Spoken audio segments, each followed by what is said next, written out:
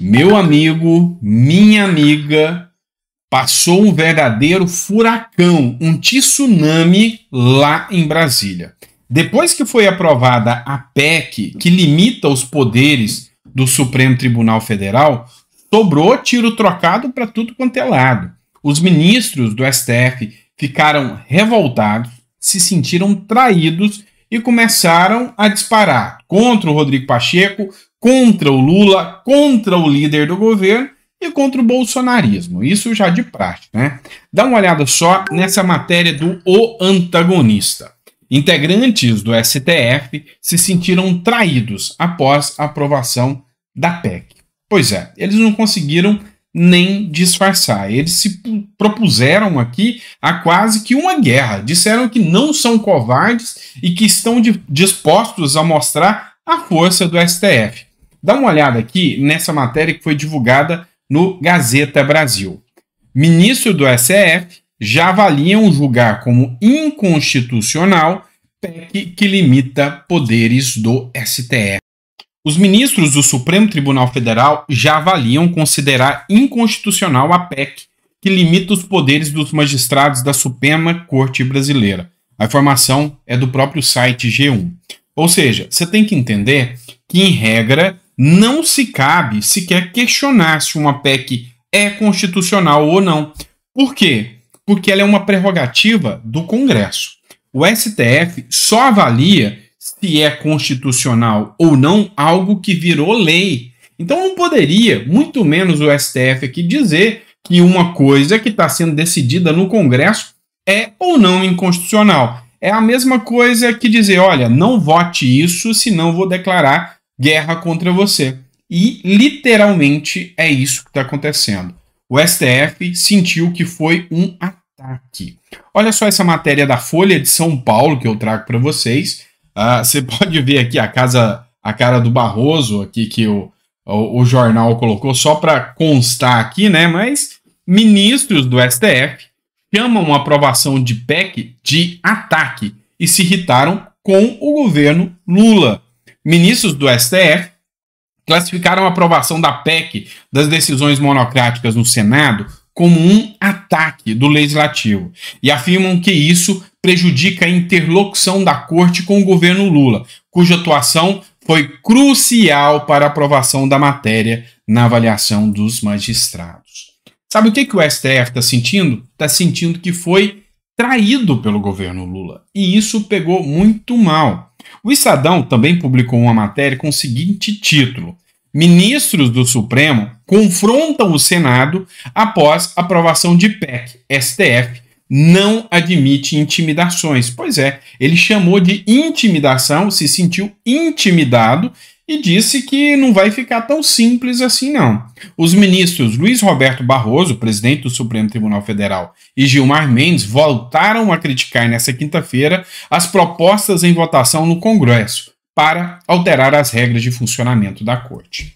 Eu reitero a vocês, vou relembrar, não é parte do STF, não é mister do STF questionar o que o Congresso julga. Nós temos a separação dos poderes, onde nós temos o Executivo, nós temos o Legislativo e nós temos o Judiciário. O Judiciário só avalia leis prontas, então não cabe ao STF exercer o papel político, dizendo que o pode ou não o Congresso fazer. E aqui mostra uma sanha até autoritária do STF em dizer o que o Congresso pode ou não votar. E aí, a guerra está armada. A briga está feita aqui. Olha só, matéria do Correio Brasiliense.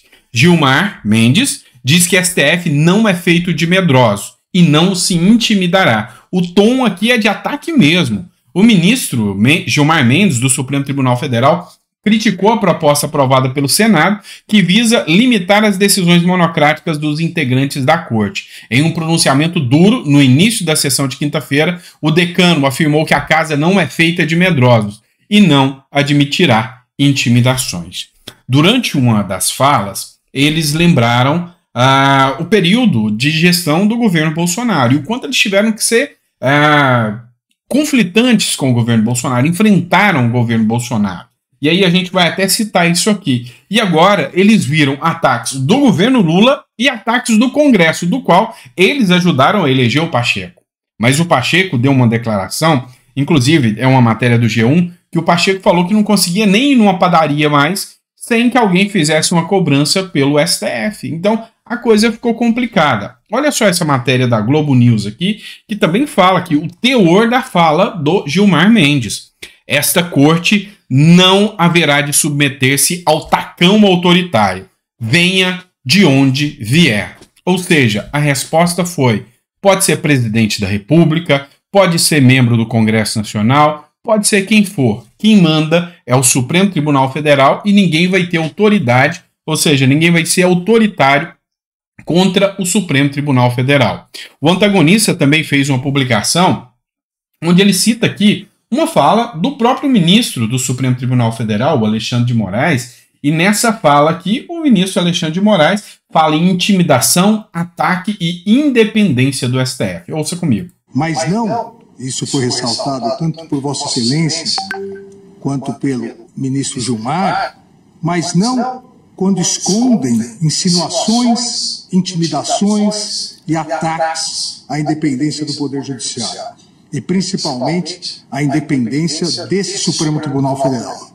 E, presidente, também... Vocês puderam perceber das falas que o sentimento que foi instaurado hoje entre STF, governo e Congresso é um sentimento de guerra, um sentimento de confronto, de intimidação. E a briga vai ficar bem pesada aqui no caso.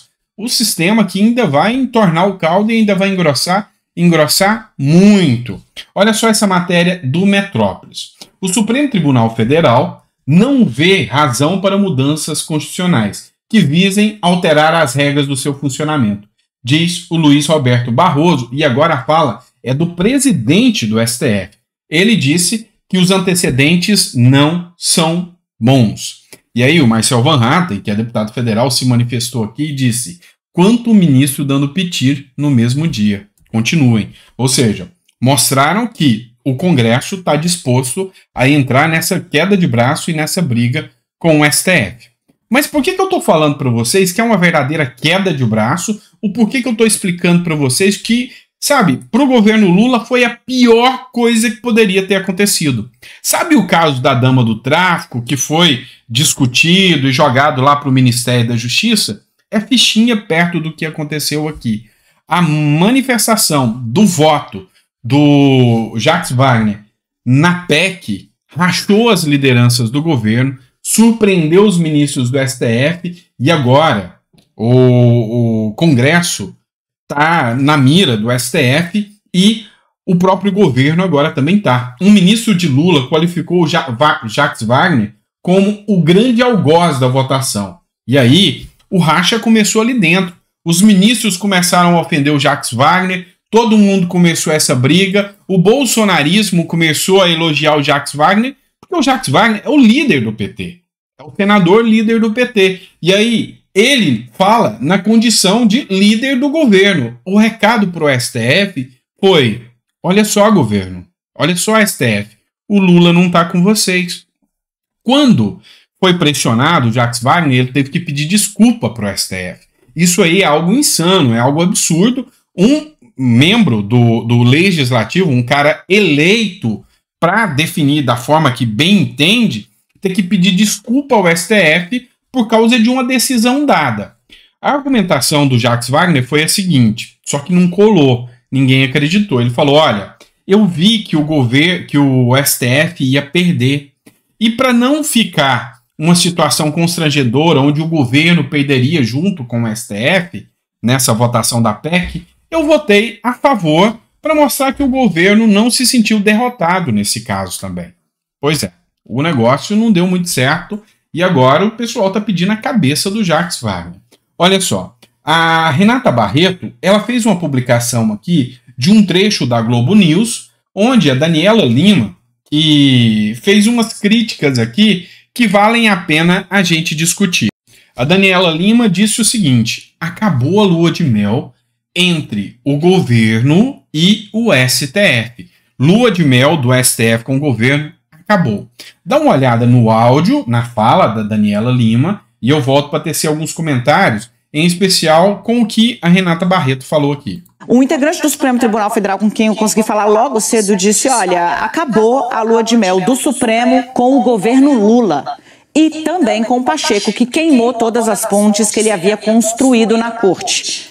Só que aqui nós precisamos levar alguns pontos em consideração. Então, queimou todas as pontes com o Pacheco e com o Lula. Só que você não pode esquecer em momento algum que o STF se sentiu acuado. Se ele está bravo agora, é porque ele se sentiu acuado. Lembra que quem pode começar o impeachment dos ministros do STF é o Pacheco. Então, eles ainda terão que pisar em ovos para ver como é que eles vão criticar com o Pacheco. Ah, vamos colocar algum processo contra o Pacheco? Tudo bem, querem colocar? Não esqueçam que o Pacheco tem o poder de abrir um impeachment, ou seja, já pensou que guerra trocada? E o pior de tudo aqui é que, para não dar a entender que estão revoltados com o Pacheco, estão jogando o Jacques Wagner na vala aqui. Uma pena. Eu estou trazendo para vocês aqui literalmente o que foi que eu troquei de informação com esse ministro. Olha o que ele diz, né? A lua de mel com o governo acabou. É uma traição feia. Foi uma burrice. Veja só uma coisa. Ela diz que ela trocou palavras com um ministro e que o ministro disse que a lua de mel acabou. Poderia haver uma lua de mel entre o STF e o governo?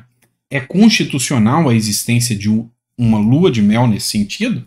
Fica aqui a pergunta. O Barroso, eu vou detalhar para vocês logo mais, o Barroso está absolutamente irritado e se diz duplamente traído. Primeiro, porque o presidente do Supremo Tribunal Federal, quando assumiu, foi ao Congresso Nacional, às duas casas, dizer, olha, a agenda vai ser uma agenda racional, uma agenda de menos conflito, uma agenda pragmática. Não vamos buscar protagonismo em temas como tidos como progressistas, comportamentais. Vamos lá. O presidente do STF foi até o Congresso e falou, a gente não vai pegar pauta ideológica. Não cumpriu. Vamos lá, vocês viram a pauta das drogas, a pauta aí das terras indígenas, né, do marco temporal. E aí olha só o que a Renata Barreto escreveu nessa publicação da Daniela Lima. Quer dizer, então, que um ministro do STF assumiu lua de mel com o governo Lula e que Barroso está irritado com a aprovação da PEC que limita os poderes da Suprema Corte pela Câmara. Se eles sugerem traição por parte do governo, então algo teria sido prometido, acordado ou resolvido entre eles previamente. E aí fica sempre a dúvida aqui, o que aconteceu? E aí, para piorar a história, olha aí, veio o Flávio Bolsonaro, segundo a matéria do jornal Metrópolis, e elogiou o Jacques Wagner. Jacques Wagner é elogiado por Flávio Bolsonaro. Tem diálogo. O líder do governo no Senado, líder do PT, tá? Jacques Wagner, foi elogiado pelo senador Flávio Bolsonaro pela postura como parlamentar sobre o voto do petista favorável à proposta de emenda à Constituição que limita poderes do STF, aprovada nesta quarta-feira. O 01 do clã Bolsonaro foi enfático. Jacques Wagner representa uma ala do PT com a qual é possível dialogar no Congresso Nacional. Lula tem que agradecer ao Wagner, porque se não fosse ele, o governo já teria implodido, disse Flávio Bolsonaro. Só que aqui tem uma mensagem subliminar, ou seja, o Flávio Bolsonaro só fez isso para cutucar o governo Lula. Dá essa declaração na hora que o STF quer fritar o Jacques Wagner por causa do voto dele e colocando o PT na reta, foi só para fritar, com toda certeza, o governo Lula, o Jacques Wagner. Então, para mim, teve segunda intenção do Flávio Bolsonaro aí. Ele cutucou a onça ali. E aí, nós vamos pegar mais uma matéria da Gazeta Brasil aqui para vocês. O governo Lula só voltou ao poder após decisões do STF, afirmam ministros do Supremo a Jacques Wagner. E aí, essa declaração é grave demais. Essa matéria, como eu disse para vocês, eu sempre cito a fonte, é da Gazeta Brasil, então eu estou sempre citando a fonte, mas se essa informação for verídica, é uma das coisas, é um dos maiores escândalos que poderiam acontecer na República se os ministros estiverem assumindo que interferiram para o governo Lula ganhar. Ou seja, se só está lá por causa do STF, como assim? Como assim?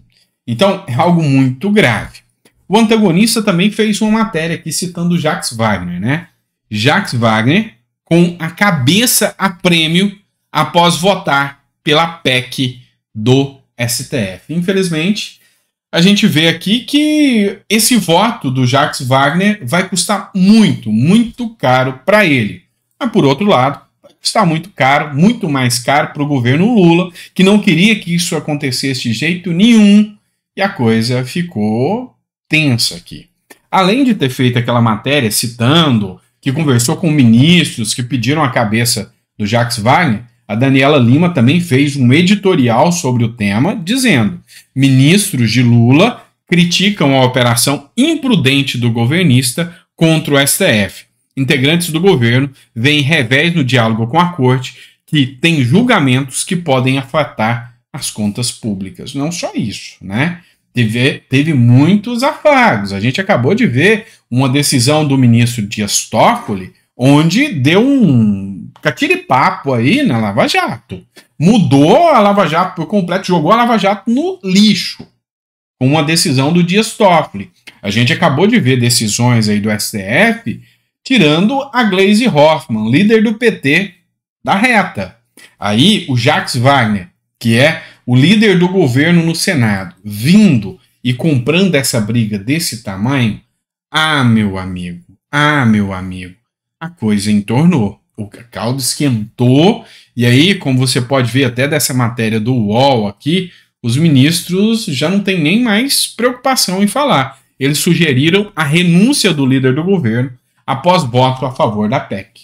O Jacques Wagner acenou que está disposto a sair, caso ajude o governo. Se ele não segue o que manda o governo, então está obrigado a deixar o cargo de líder do governo, afirmou um dos ministros. Eles não acreditam que o voto foi uma decisão pessoal. Então, você tem noção que o governo está aqui na berlinda, porque dessa vez o STF sentiu que o governo Lula traiu eles. Ou seja, até a mídia já entendeu. O PT já está atacando a mídia. O STF, que dizia que era pela democracia, já sentiu agora e falou: não, o governo nos traiu. Porque, para lá, vamos parar para pensar aqui. Para o STF, o governo Lula deveria, assim, uma gratidão muito grande por muito tempo. E aí, na visão deles, não foi uma decisão isolada do Jacques Wagner. Será que o Jacques Wagner ia mesmo bater de frente com o Lula, sendo que o Lula pediu para votar a favor do STF? Então o STF viu que tem caroço nesse angu. Matéria do Estadão. De novo, isso é grave. Ou Jacques Wagner sai, ou não tem mais papo do STF com o Planalto e o governo. Ministros do STF veem traição de Wagner em apoio à PEC e dão ultimato ao governo. Pois é, essa matéria foi divulgada no jornal Estadão. Quem publicou essa matéria foi o Arthur Virgílio, tá? O Arthur Virgílio, que é ex-senador, e escreveu: leio na experiente e ilustra jornalista Eliane Cantanhede que alguns dos ministros do Supremo estariam irritados com o voto do líder do Lula no Senado. Estariam até mesmo pedindo a cabeça desse senador. E aí já é caso para impeachment. Porque o STF, ele não pode, de maneira alguma, nos bastidores políticos, interferirem nas decisões do presidente. Pois é. Será que o Lula vai pedir o impeachment? Será que vai juntar todo mundo agora para pressionar pelo impeachment do STF? Não sei. Sei que o clima lá em Brasília está muito tenso. E a gente está assistindo de camarote tudo isso acontecer. Matéria da Folha de São Paulo. O STF conversou com cúpula militar antes de dobrar a aposta em tensão com Bolsonaro. Mostra livro. Essa matéria aqui eu preciso dialogar com vocês também. Essa tensa, muito tensa. Dá uma olhada no que aconteceu. O STF, segundo a matéria da Gazeta do Povo aqui, pressionou muito o governo Lula, porque diz que o governo Lula só voltou ao poder após as decisões do STF. Isso aí foi divulgado. Só que um livro que vai ser divulgado por alguns jornalistas aí, esse livro está trazendo informações bombásticas. Segundo eles, o ministro do Supremo, Alexandre de Moraes, sentou com a cúpula do Exército antes de instaurar o inquérito das fake news, o inquérito do fim do mundo. E aí, só com apoio do Exército é que ele bateu de frente com o Bolsonaro com mais força. Ou seja, esse livro declara plenamente que o Exército traiu o Bolsonaro. O STF conversou com cúpula militar antes de dobrar a aposta em tensão com o Bolsonaro.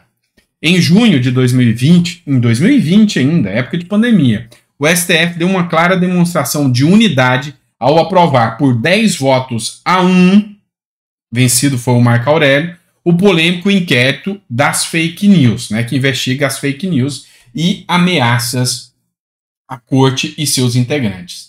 Daí em diante, sobretudo nas ações sobre política de combate ao coronavírus, o Supremo se apresentou como um bloco coeso, com decisões que contrariavam Bolsonaro. Em paralelo, o ministro do STF mantiveram contatos frequentes com a cúpula militar, em particular com o alto comando do Exército, para sondar o ânimo da caserna diante de um golpe.